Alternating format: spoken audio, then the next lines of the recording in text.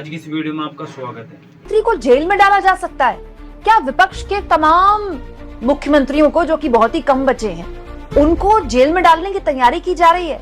दोस्तों, प्रधानमंत्री नरेंद्र मोदी अपनी राजनीति के सबसे कमजोर पिच पर है। ये तो मैं पिछले 3-4 दिन से बोल रही हूँ, लेकिन मैं हैरान हूँ क्या इतने कमजोर पिच पर हैं कि उनको तब, जब मॉनसून सत्र खत्म होने में जुम्मा हार्डली एक दिन बचा है, संसद के अंदर अमित शाह से ऐसा बिल पेश करवाना पड़ रहा है जो सीधा सीधा ये संकेत देता है कि ये सरकार अंदर से कितनी डरी हुई, कितनी सहमी हुई है।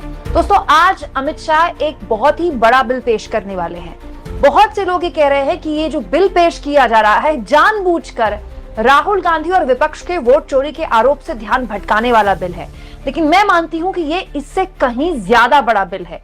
ये एक ऐसा बिल है दोस्तों जिसमें कहा तो ये जा रहा है कि ये जीरो टॉलरेंस टुवर्ड्स करप्शन के लिए है, भ्रष्टाचार को लेकर जीरो टॉलरेंस का मोदी के नारे को चरितार्थ करता है, लेकिन इसकी पीछे की मंशा क्या है ये मैं आगे जल्दी आपके सामने आसान भाषा में रखती हूँ। दोस्तों, केंद्रीय मंत्री अमित शाह आज संसद में एक बिल पेश करने वाले हैं। दरअसल केंद्र सरकार गंभीर आपराधिक केस में अगर गिरफ्तार होने पर प्रधानमंत्री, केंद्रीय मंत्री, मुख्यमंत्री या जो मंत्री हैं उनको पद से हटाने का कानून बनाने जा रही है। कैसे? अमित शाह 3 बिल आज संसद में पेश करेंगे। अब मैं आसान भाषा में आपको बताती हूँ बिल में है क्या। बिल में यह है दोस्तों कि अगर प्रधानमंत्री, मुख्यमंत्री या फिर कोई भी मंत्री गंभीर आपराधिक मामले में गिरफ्तार हो गए, ऐसा मामला जिनमें कम से कम 5 साल की जेल हो सकती है, ठीक है, सिर्फ गिरफ्तार हुए हैं और गिरफ्तारी के बाद 30 दिन तक उन्हें हिरासत में रखा गया, तो 31वें दिन उनको उनके पद से हटा दिया जाएगा। अब दोस्तों, कहने को गोदी मीडिया इसको प्रोपोगेट कर रही है, वाह वाह मोदी की जीरो टॉलरेंस की नीति, मोदी आपराधिक जो राजनीति में अपराध है उसको खत्म करना चाहते हैं, लेकिन इसमें एक कैच है। कैच ये है कि आज है दोस्तों 20 तारीख, 21 तारीख यानी कल मॉनसून सत्र का आखिरी दिन है। अमूमन मॉनसून सत्र का या कोई भी सत्र जब आखिरी दिन होता है तो बहुत ही एक लाइटर नोट में खत्म होता है, लेकिन ये सरकार इस मामले में हेडलाइन बनाने में तो आपको पता ही है कितनी एक्सपर्ट है। तो सोचिए, जानबूझकर मॉनसून सत्र के एक दिन पहले ये बिल पेश किया जा रहा है। हालांकि ये बिल जब पेश किया जाएगा दोस्तों तो संयुक्त समिति को भेजा जाएगा, तुरंत बहस इसमें वैसे भी नहीं हो सकती क्योंकि अब तो दिन ही नहीं बचे सत्र के। लेकिन इसके पीछे, जैसा कि मैंने आपको बताया, कैच है। कैच क्या है? यहाँ पर लिखा है कि 31वें दिन पद से हटा दिया जाएगा, राइट। दिल्ली के मुख्यमंत्री अरविंद केजरीवाल दोस्तों 6 महीने तक जेल में रहे थे मुख्यमंत्री रहते हुए, याद होगा आपको। उसके बाद में उन्होंने इस्तीफा दिया और आतिशी को मुख्यमंत्री बनाया। अब दोस्तों, सरकार की तरफ से ये बिल पेश आज होना है, उससे पहले ही अरविंद केजरीवाल का एक पुराना इंटरव्यू सोशल मीडिया में वायरल होने लगा, जिसमें उनसे मीडिया वाले पूछ रहे हैं कि आप इस्तीफा क्यों नहीं देते। जब उन पर आरोप लग गए थे कि आप इस्तीफा क्यों नहीं देते, तब अरविंद केजरीवाल ने कहा था कि यही तो इनकी स्ट्रैटेजी है कि जो इनके लिए राजनीतिक तौर पर खतरा बनता है उस पर आरोप लगाओ, उसको जेल भेजो और फिर उसके इस्तीफा करवा लो। तो ये तो बहुत आसान टेक्निक है, ये तो किसी भी मंत्री पर, किसी भी मुख्यमंत्री पर आरोप लगवा देंगे क्योंकि ईडी सीबीआई इनके पास है, उसको जेल भेज देंगे, उसका 31वें दिन इस्तीफा करवा लेंगे और ये सरकार गिरा देंगे। ये तो इनके लिए बहुत आसान है। ये बात अरविंद केजरीवाल ने उस वक्त कही थी जब उनसे कहा जा रहा था कि आप इस्तीफा क्यों नहीं दे रहे हैं, और आज देखिए लोग ये कह रहे हैं, विपक्ष भी यही कहना शुरू कर चुका है कि ये तो बहुत ही आसान टेक्निक है, आप किसी भी मुख्यमंत्री को आसानी से हटवा सकते हैं। क्यों? क्योंकि आप उठा लीजिए पिछले 11 सालों का ट्रैक रिकॉर्ड। दोस्तों, ऐसा कौन सा राज्य है जहां चुनाव होना हो और वहां के विपक्ष के नेताओं को ईडी सीबीआई के शिकंजे में न कसा गया हो? याद रखिए, झारखंड के मुख्यमंत्री हेमंत सोरेन को तो जेल भेज दिया गया था लोकसभा चुनाव के दौरान। वो अलग बात है कि लोकसभा चुनाव के बाद वो बाहर आ गए और थम्पिंग मेजोरिटी के साथ झारखंड में फिर से सरकार बना ली। मतलब ये बहुत पुरानी बात तो नहीं ना, अभी कुछ दिन पहले की बात है। और पूरा देश का केस स्टडी आपके सामने है। ऐसा कोई भी राज्य नहीं है जहां पर विपक्ष के नेताओं पर आरोप ना लगे हो, ठीक है, उन पे सीबीआई ईडी के छापे ना पड़े हो। उनमें उनके पास क्या विकल्प होता है? या तो वो भाजपा के साथ सरकार बना लें, या भाजपा में विलय कर ले अपनी पार्टी का, या फिर वो जेल जाएं। तो इसी को लेकर दोस्तों अब आज संसद में ये बिल पेश किया जाएगा।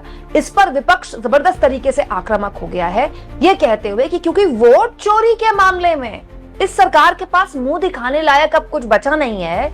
सड़क राहुल गांधी ने बिहार में भर दिए हैं।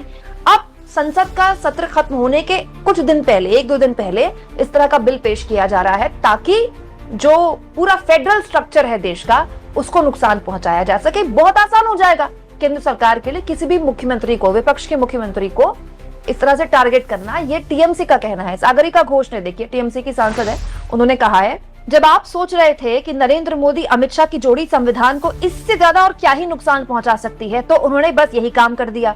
मॉनसून सत्र खत्म होने से ठीक 2 दिन पहले मोदी सरकार एक संवैधानिक संशोधन लेकर आई है, जिससे केंद्र को बिना किसी आरोप पत्र या दोष सिद्धि किए किसी भी मुख्यमंत्री को हटाने का बड़ा अधिकार मिल जाएगा। इससे विपक्षी मुख्यमंत्रियों को निशाना बनाने के लिए प्रवर्तन एजेंसियों और ज्यादा दुरुपयोग का रास्ता खुल जाएगा, जैसा कि पिछले 1 दशक में मोदी का ट्रैक रिकॉर्ड रहा है।